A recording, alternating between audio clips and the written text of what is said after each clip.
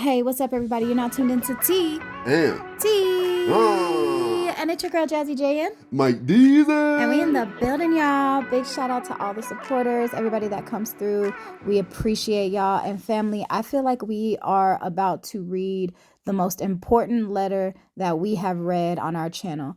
We are about to get to read the words, the actual words of our brother GMJ, what he wrote to the Pardon Commission for his pardon. So we definitely need you to tune in, listen to this whole message. This is from your brother himself. We were privileged enough to get this. So definitely tune in and hashtag in the comment section, pardon GMJ, and take a listen to this.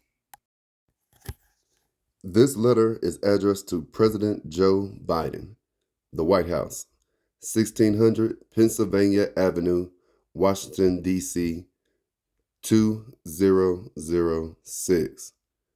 Mr. President, it is more than appropriate that I repeat the same words that I stated at my sentencing hearing 3 years ago. With honor and respect, I address you as the leader of this country that I loved and took an oath 35 years ago to defend against all enemies, both foreign and domestic. I believe that our Constitution is the cornerstone and the unwavering standard and model of freedom and democracy for the world to follow. The rights afforded to us as U.S. citizens are unlike any others in the world and justify the name, the land of the free and the home of the brave. However, it is our responsibility as U.S. citizens to realize and respect the boundaries when operating within the framework of those rights. Boundaries defined by morals, values, and most importantly, the rule of law. Let me begin by expressing my sincere regret and acceptance of responsibility for my actions while exercising my first while exercising my first and second rights. Let me begin by expressing my sincere regret and acceptance of responsibility for my actions while exercising my First and Second Amendment rights that resulted in this, my first incarceration. Before my imprisonment, I was a successful and productive member of society.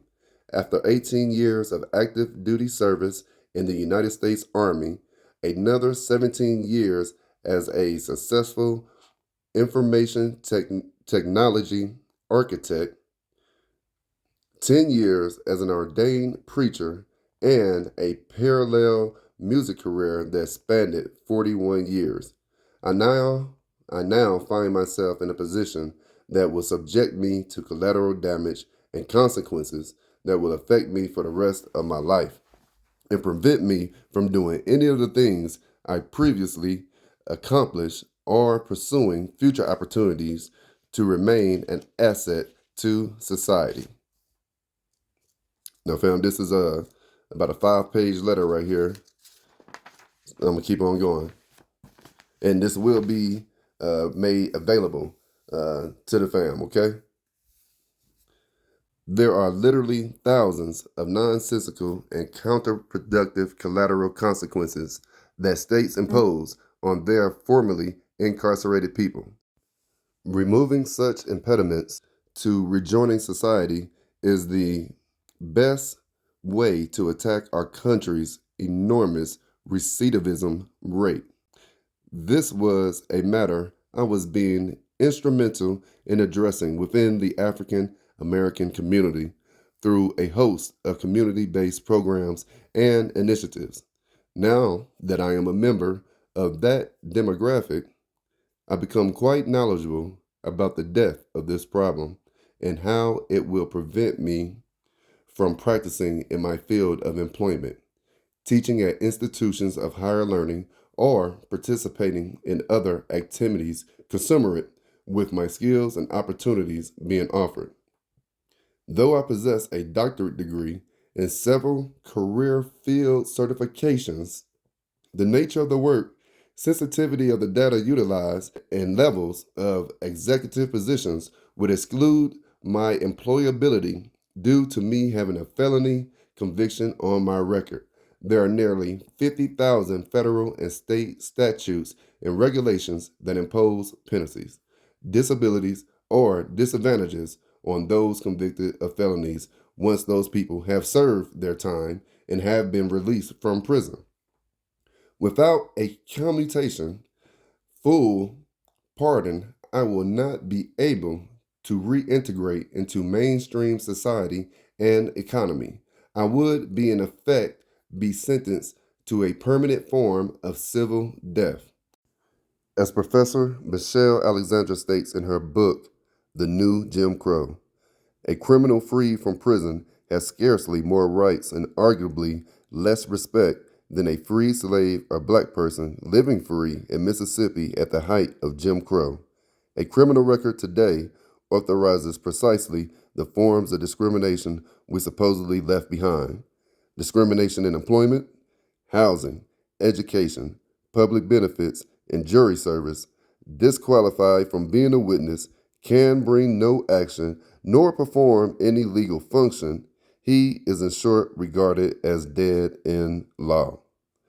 This is one of the primary reasons I am seeking your exercising of the power to grant me a full pardon and clemency.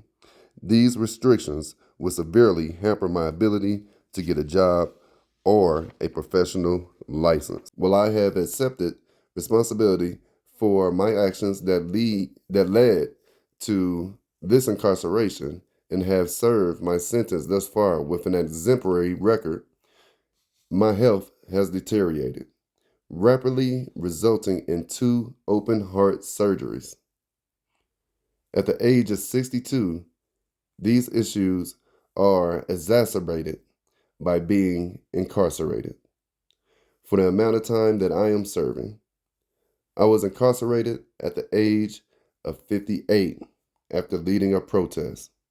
I was not engaging in the run-of-the-mill assortment of criminal activity that the majority of those incarcerated are, such as murder, rape, robbery, theft, human trafficking, drug dealing, extortion, racketeering, or being career criminals. I understand that the laws of the land serve the purpose to maintain order and safety within our society, but my case and the circumstances surrounding it form a unique context. As the political landscape changes, so does the context and atmosphere that exercising our constitutional rights occur within. Those who felt they were justified in their actions by protesting and then attacking the U.S. Capitol on January 6, 2021, may be pardoned by leadership with a different perspective.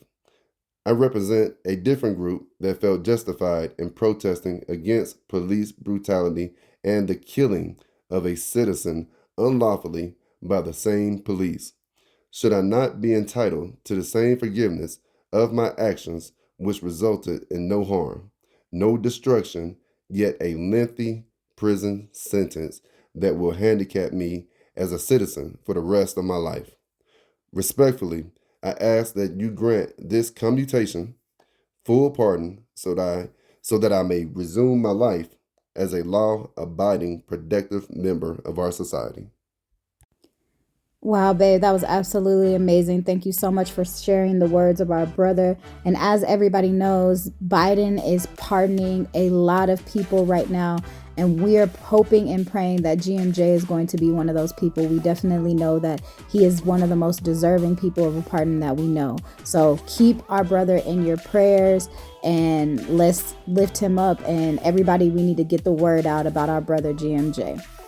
And family, there's actually more to this letter. The lawyer also has statements that he has written. If that is something that you guys are interested in hearing, let us know, comment below, and we will also share that with you. Thank y'all so much for tuning into T. And And we out, y'all. Peace. Free Grandmaster J. Much love, family.